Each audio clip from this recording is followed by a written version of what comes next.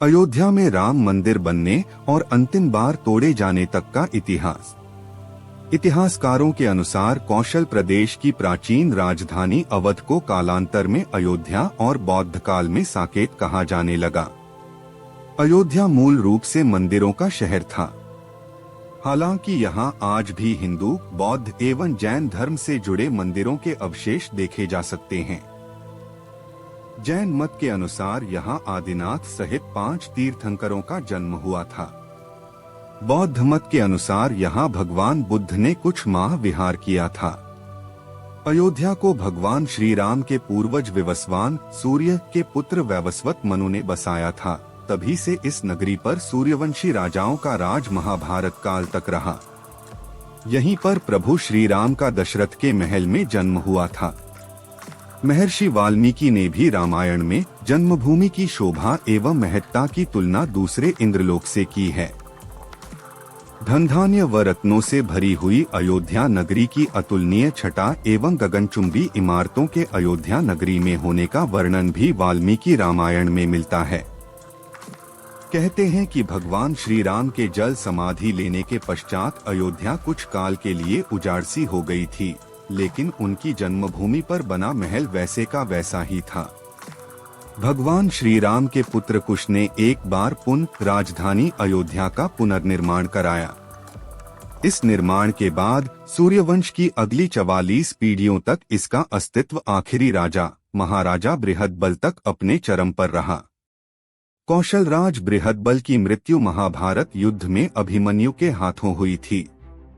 महाभारत के युद्ध के बाद अयोध्या उजड़सी हो गई, मगर श्री राम जन्मभूमि का अस्तित्व फिर भी बना रहा। इसके बाद यह उल्लेख मिलता है कि ईसा के लगभग 100 वर्ष पूर्व उज्जैन के चक्रवर्ती सम्राट विक्रमादित्य एक दिन आखेट करते करते अयोध्या पहुंच गए। थकान होने के कारण अयोध्या में सरयू नदी के किनारे एक आम के वृक्ष के नीचे वे अपनी सेना सहित आराम करने लगे। उस समय यहाँ घना जंगल हो चला था।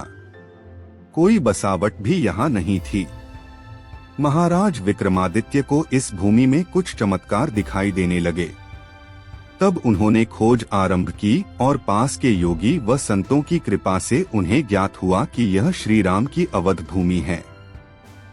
उन संतों के निर्देश से सम्राट ने यहाँ एक भव्य मंदिर के साथ ही कूप, सरोवर, महल आदि बनवाए। कहते हैं कि उन्होंने श्री राम जन्मभूमि पर काले रंग के कसौटी पत्थर वाले 84 स्तंभों पर विशाल मंदिर का निर्माण करवाया था। इस मंदिर की भव्यता देखते ही बनती थी। विक्रमादित्य के बाद के राजाओं ने समय समय पर इस मंदिर की देखरेख की। उन्हीं में से एक शुंग वंश के प्रथम शासक पुष्यमित्र शुंग ने भी मंदिर का जीर्णोद्धार करवाया था।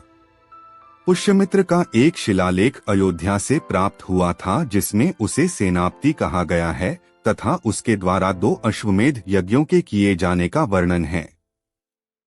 अनेक अभिलेखों से ज्ञात होता है कि गुप्त वंशीय चंद्रगुप्त द्वितीय के समय और तत्पश्चात काफी समय तक अयोध्या गुप्त साम्राज्य की राजधानी थी। गुप्तकालीन महाकवि कालिदास ने अयोध्या का रघुवंश में कई बार उल्लेख किया है। इतिहासकारों के अनुसार 600 ईसा पूर्व अयोध्या में एक महत्वपूर्ण व्यापार केंद्र था। इस स्थान को अंतर्राष्ट्रीय पहचान 5वीं शताब्दी में ईसा पूर्व के दौरान तब मिली जबकि यह एक प्रमुख बौद्ध केंद्र के रूप में विकसित हुआ। तब इसका नाम साकेत था। कहते हैं कि चीनी भिक्षु फाहियान ने यहाँ देखा कि कई बौद्ध मठों का रिकॉर्ड रखा गया है। यहाँ पर 7वीं शताब्दी में चीनी यात्री हेनत्सांग आया था। उसके अनुसार यहाँ 20 बौद्ध मंदिर थे तथा 3000 भिक्षु रहते थे और यहाँ हिंदुओं का एक प्रमुख और भव्य मंदिर भी था, जहाँ रोज हजारों की संख्या में लोग दर्शन करने आते थे। इसके बाद ईसा की 11वीं शताब्दी में कन्नौज नरेश जयचंद आया तो उसने मंदिर पर सम्राट विक्रमादित्य के प्रशस्ति शिलालेख को उखाड़कर अपना नाम लिखवा दिया। पानीपत के युद्ध के बाद जयचंद का भी अंत हो गया। इसके बाद भारतवर्ष पर आक्रांताओं का आक्रमण और बढ़ गया। आक्रमणकारियों ने काशी, मथुरा के साथ ही अयोध्या में भी लूटपाट की और पुजारियों की हत्या कर मूर्तियां तोड़ने का क्रम जारी रखा। लेकिन 14वीं सदी तक वे अयोध्या में राम मंदिर को तोड़ने में सफल नहीं हो पाए। विभिन्न आक्रमणों के बाद भी सभी झंझावातों को झेलते हुए श्री राम की जन्मभूमि पर बना भव्य मंदिर 14वीं शताब्दी तक बचा रहा। कहते हैं कि सिकंदर लोदी के शासनकाल के दौरान यहाँ मंदिर मौजूद था। 14वीं शताब्दी में हिंदुस्तान पर मुगलों का अधिकार हो गया और उसके बाद ही राम जन्मभूमि एवं अयोध्या को नष्ट करने के लिए कई अभियान चलाए गए।